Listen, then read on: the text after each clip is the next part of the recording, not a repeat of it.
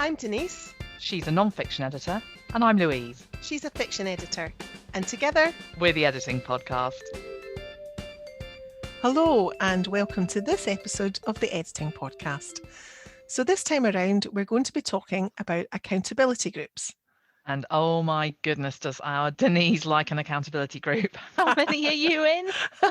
Only two, but listen, Miss Self-Starter, I'll have you know they serve very different functions. I'm sure they do, although you've admitted both involve a little more socialising than perhaps the term accountability group suggests. Team building, Harnby, team building. Yes. Seriously, I know they're really popular, not just among the editorial freelancing community, but well beyond. So the thing is this, some of you will be sitting with a to-do list not far away. Maybe there are some serious business planning items on that list, or perhaps you've decided to update your website, write a regular blog, or create a new product or service.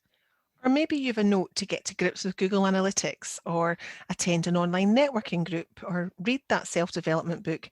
And this is the year you're finally, definitely, really, absolutely going to get it done, and before the end of the year.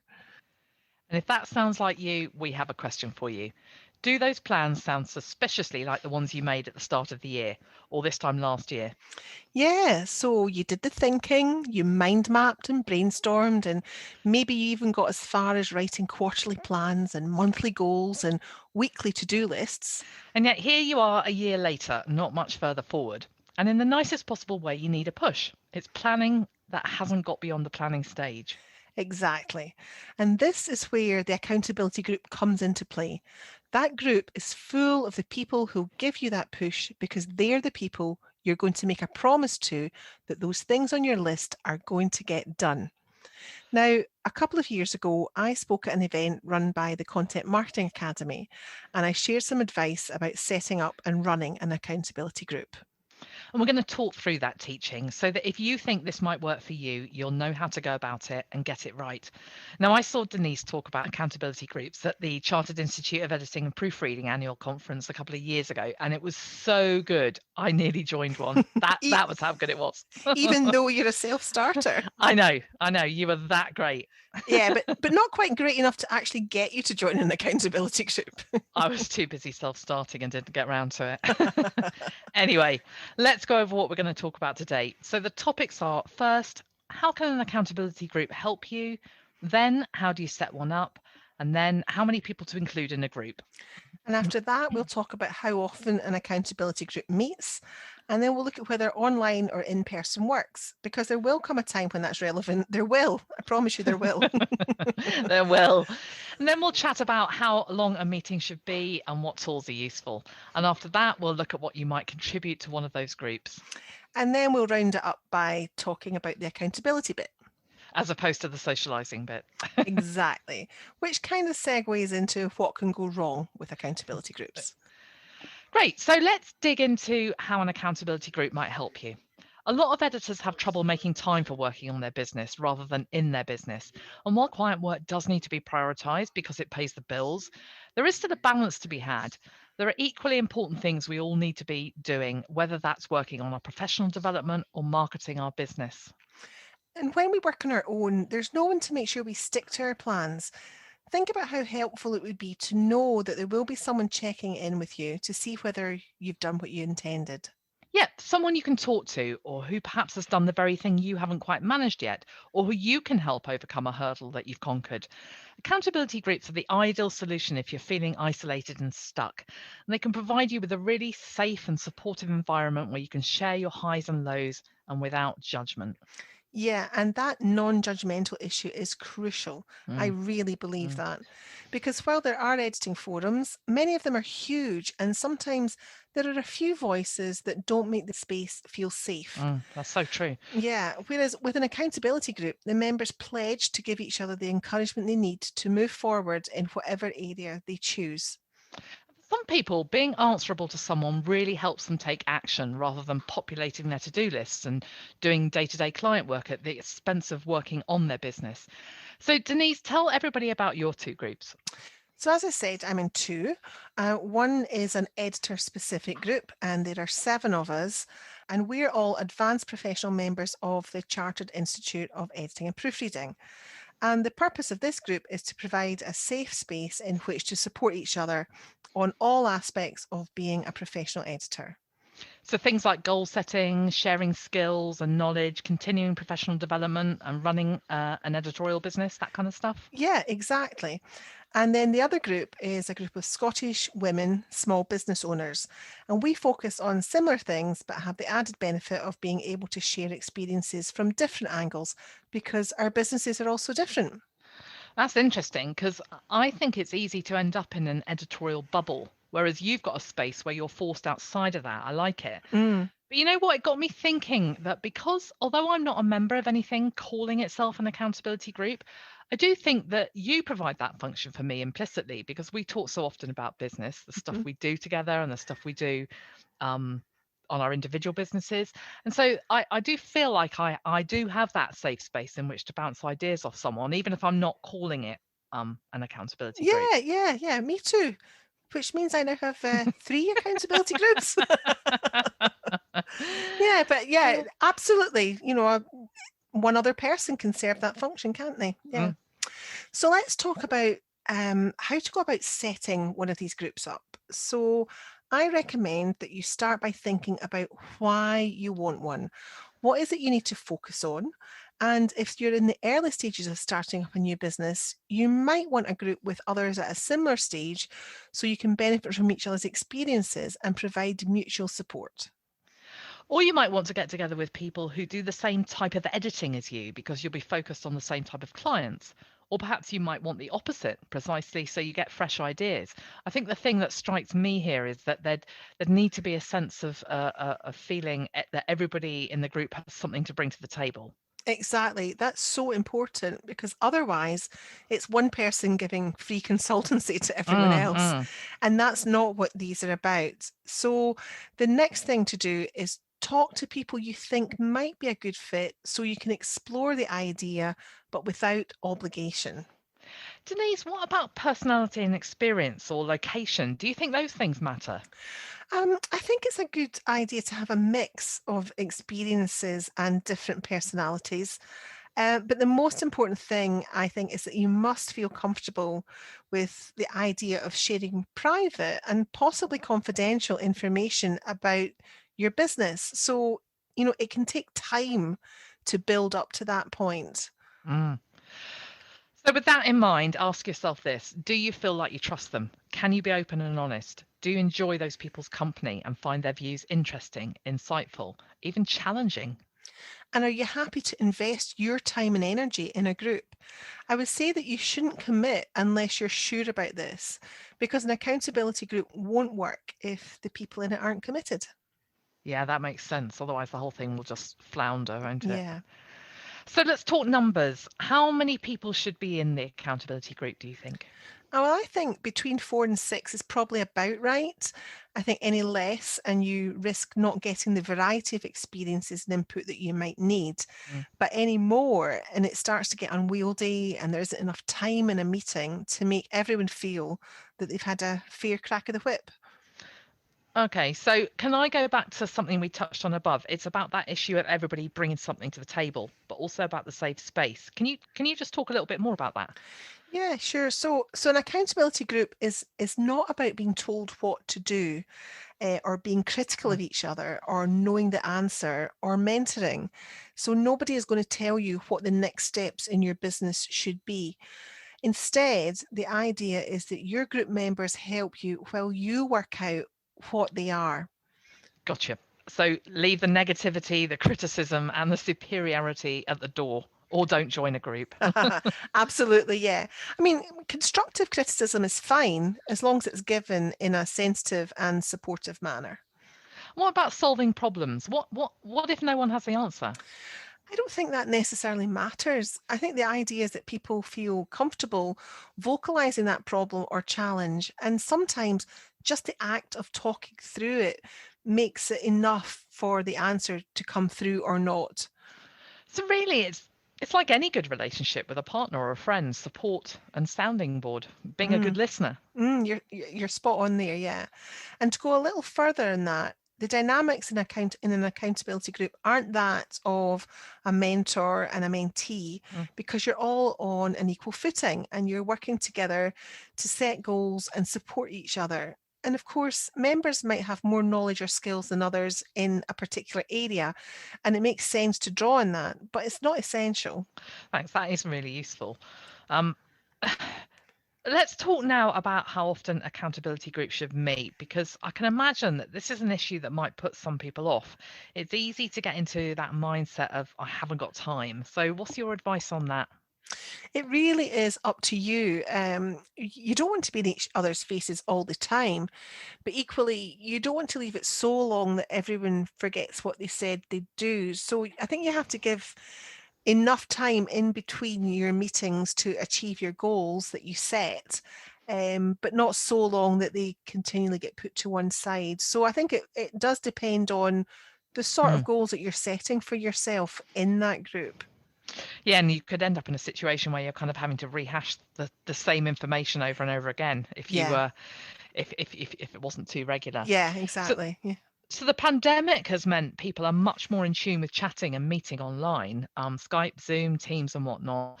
Um, do you have an online chat forum in your groups? Yeah, absolutely. So my editor group meets on Zoom every fortnight, but we have a Slack group that we dip into whenever we want and Mhm. talk on that most days, actually. And with the business group, we all live near each other. So depending on lockdown restrictions, we can meet outside a cafe or in a park. That Slack group's interesting because I suppose that can really help with that problem that you mentioned potentially of it just kind of falling to one side. Mm, That's sort of keeping you in touch. There's no pressure, but it's a unified space where you yeah, can hang out.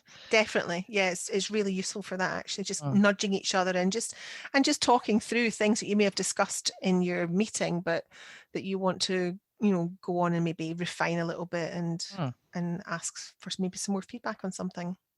So, can we talk a little bit about geography? Because even with online groups, because some members might have circumstances that mean they can't meet at certain times. I'm thinking about things like childcare, medical needs, and stuff like that.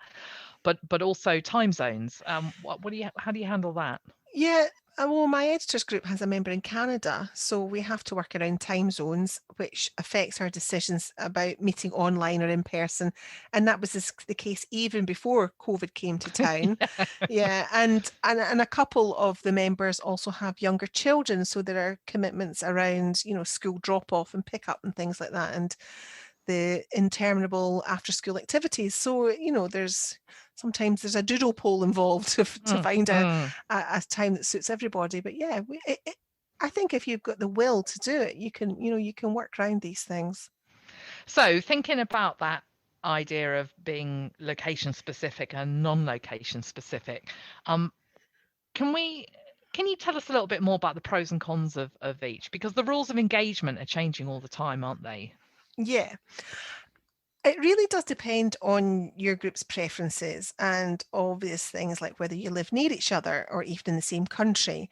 I think online meetings have the big advantage of making the most efficient use of everyone's time. There's no traveling involved, for Yeah. example. But in-person meetings can suit some people better in terms of interaction and engagement that you get with your group members.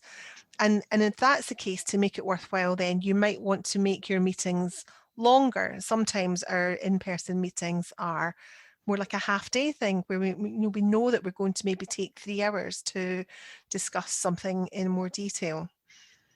And I'm thinking now about sort of when it comes to the point when we can all meet up again. I imagine you have to pick your location carefully because you need to hear each other speak for one thing, but Mhm. if you're going to be sharing confidences about aspects of your business, there's a privacy issue as well, isn't there? Yeah, definitely. You want somewhere quiet and reasonably private. So, a cafe or a bar with a quiet area could work during the day, or you could book a meeting room, which we've done in a local, shared workspace Hmm. that has some nice meeting rooms that we can book. So we've touched on this already, but let's talk now about how long an accountability group meeting should be. So I'm guessing this will depend on your setup and how often you're meeting. Yeah. So if you're meeting every couple of weeks, probably an hour should be enough if there's four of you, because this breaks down neatly into Mm. 15 minutes of discussion each. But, if one person needs a more in-depth chat, it can be useful for them to have maybe a longer slot of half an hour and give everyone else a 10-minute slot that week. So the message there is that we can be flexible, and it's not always about everybody having equal time for equal sake. Mm. And maybe if your meetings were less frequent, let's say you meet every month or 6 weeks, it makes sense for them to be longer. Yeah, exactly. So you could split it evenly to 30 minutes of fairly in-depth focus for each person, or you could have 15 minutes for individual slots and give the rest of your time over to a less structured conversation. Socializing. Free-flowing discussion, Harnby. Seriously though, no, I've been amazed at how useful this can be if you can give it the time that it needs. These conversations can lead in really unexpected directions, and they can give you some fantastic ideas that you just might not have considered in a shorter time frame. But I mean, however long it goes on for, do you think it's important for the group to agree to some sort of structure in principle quite early on? Because I think there's little warning bells in my head. I know what you and me are like when we get talking. We sit down to plan, a season of the editing podcast, and what we planned was what we said was going to be an hour conversation. If we don't have a structure, it can go on Yes. much longer. I mean, and I can see that could happen in some accountability groups if you weren't careful. Absolutely, yeah. So I do think it is important to agree in principle what you're going to do and what it's going to look like, and for everyone to be comfortable with that.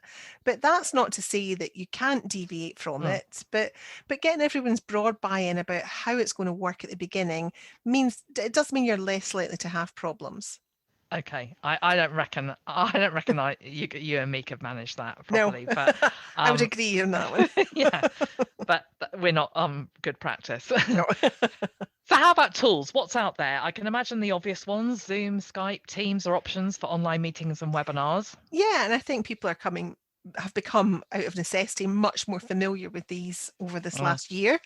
And Zoom's my preferred platform for that. And also Google Docs for organizing an agenda or a program and sharing documents. mhm. But as I said earlier, Slack is great for team communication and messaging and sharing information. And all these things are free, aren't they? Yeah. I know you can for some things you can pay for premium versions, but anybody can access these things. Absolutely. And really, for the purposes of an accountability group, in my experience, the free version of all of these things is perfectly adequate. It's more than adequate. Yeah. Yeah.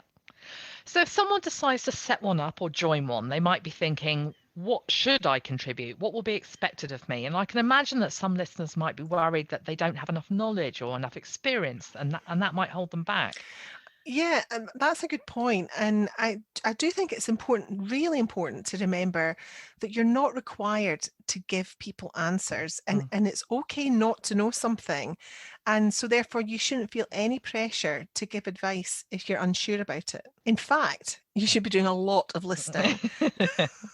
It's about helping the others in the group work through an idea or a challenge, not necessarily by solving it. So asking questions or Mm. perhaps reflecting or summarizing what they've said to make sure you've understood, would that work? Absolutely, that's absolutely it. And in fact, sometimes that alone is enough for them to see what their next steps are. Mm. Just the act of sharing something can help to bring clarity to the situation, whether that's just vocalizing your thoughts on something or sharing resources for people to have a look at. Mm. And maybe you can share your own experience or something similar, so at least that person knows they're not alone and can perhaps get some ideas from that experience. Oh, definitely, yeah. And maybe you could recommend someone who could help them with a problem, even if you can't. Right, so you're stuck on your tax bill and the group can't help, but one of them knows an accountant who can. Yeah, makes sense. Exactly. Or maybe you've watched a TED talk or read an article that will help them. Yeah, yeah, makes sense. So let's move on to the accountability bit. What does that exactly mean? Because to some, it might sound like a major responsibility. Yeah, right. Well, Yeah, it is and it isn't, but how it works is this. Each of you sets out your goals, and then the next time you meet, you report on your progress. Right, so I can see why a Google Doc is so handy. Yeah. Everyone in the group can keep track of their goals and what they said they'd do. Yeah, yeah. Though in my group, we have 4 categories in our document. So the first is any wins that have happened since we last met. Mhm. And this could be as simple as getting an overdue invoice paid or landing a new client. Or we might have launched our new website or started a major sales campaign. And then the second is any challenges or problems that we're experiencing that we'd like help with. The third is our goals, and they could be short, medium, or long-term goals. And then the fourth is a detail of what we'll be accountable for by the next time we meet. I really like that because I, that's allowing for a real flexibility because it was interesting when you talked about that issue as something like an overdue invoice being paid, because actually that can be a real stress. Things like small things like that can be real Yeah, stressors for people that get in the way yeah, and uh, just hold them back. And so that might be just as much of an important achievement as somebody launching a course. You know, absolutely. Yeah, it's the quality, not quantity. yeah. And for something like that, your colleagues in your accountability group might have some really great wording of how to email and push that invoice to get Mm, paid. mm, So because they've maybe done it before, or they might have mm, seen a post about it somewhere else. So there are lots of ways that are they might seem small, but they can have significant impact mm. on your business and in your confidence in running your business as well. Yeah. So, for example, maybe perhaps your goal, you could just thinking of those steps you mentioned, perhaps your Mm. goal was to write a regular blog. And so the accountability detail would be having written 2 blogs, publish one of them live. And so you're 2 steps closer to that goal. Yeah, That having that, exactly. yeah. Yeah, exactly. Or maybe your goal is to win a new client and you've completed the first draft of a tender for a new project. I mean, it's totally flexible around your own personal goals. Mm. And I guess that even though not all aspects of business development are tangible, it's always useful to have some things you can measure your progress by. So, for example, bringing in new clients or increasing your fees and rates, increasing the number of subscribers to your email, or reducing the bounce rate on a particular web page. I mean, whatever. It's just Yeah, yeah, something measurable stuff sometimes that's can right. really Yeah, just it's an easy win in a sense to reflect on. Not yeah. easy necessarily to achieve, but No, there's they're concrete numbers you yeah, can they're work with. tangible, like you said. Yeah, Mm. and actually, it's important to be realistic about goals as well, and that's where the group can really help you keep your feet on the ground and help you adjust your expectations so that you're being fair to yourself. And that's really good for emotional well-being as well. Mm. So let's wrap up and talk about when accountability groups go wrong. What are the stumbling blocks, Denise? Time creep has to be up there. Yes, it definitely is. Yeah, I think that's probably the most common problem, and it's for a lovely reason. Mm, mm. It can be so good to talk with like-minded people and share experiences with them that a meeting can run way over. And sometimes it can be just one person taking up a disproportionate amount of time in the meeting. So how do we stop that happening? Do you have someone chairing the meeting and pointing at their watch like Judge Judy? Well, having a chair is an excellent way to keep things on track and moving. And in one of my groups, we called this the sexy seats. So, whatever works, eh? I'm not even going to ask for fear of losing our clean status with Apple Podcasts. I'll So just say any that was Ross that was involved in that yeah, one. that totally figures. Yeah. Ross Coverdale. Yes. So anything else? Preferably something that's less of a bombshell than the sexy seat. Yes. Well, obviously, an agenda helps to keep things on track too. Yeah. And Denise, what if a member stops being engaged or stops taking action or even stops turning up? We go back to that commitment thing we raised right at the start. I mean, Yeah, yeah. I mean, that can happen. And there might be very good reasons for this behavior. It could be difficulties in their personal life or feeling overwhelmed mm, or lacking direction. So if that's the case, I recommend reaching out perhaps via a private message just to check in with them and just ask if everything's okay. Maybe say you've noticed that they've been quiet or not around as often, and they may well appreciate the chance to explain. And, an honest conversation could just be the boost that they need to ask for help or maybe rethink some of their goals. Because we all face problems and challenges, don't we? And sometimes when we're in the thick of something, we forget that trusting your peers just might be the solution. It's back to Mm, that safe space thing, a space without judgment. yeah. Well, Denise, thank you, because I feel like we've covered a lot of ground here, and you've given not just our listeners, but me, you've given really tangible structure for setting up and contributing to and getting the most out of these. Really good Ah, stuff. I'm really glad to hear that, and you're very welcome. And Hmm. accountability groups are not for everyone. I think it's important to say that. Some people are good at holding themselves accountable. I mean, like you are, and that's absolutely fine. I do talk to myself a lot, though. You're a noisy accountability group of one, but it works for you, and so that's all that matters. Every time you talk about these, though, I do feel like I can almost see you beckoning me with those long fingers and saying, look into my eyes, look into my eyes. You do want to join an accountability group. Yeah, I am actually Darren Brown. Yeah. Well, maybe that's a bombshell we can wrap up with. You So, heard it here first. yeah. So we hope you've enjoyed this episode. Of course, you can rate, review, and subscribe to us via Apple Podcasts, Spotify, or whichever platform. Or whichever platform you prefer. Look into my eyes. You will subscribe. You will subscribe. That's quite enough, Harnby. She's been Louise. And she's been Denise. Join us again soon. Bye-bye. Bye. I think I'll leave in platform. I think you should just leave that in.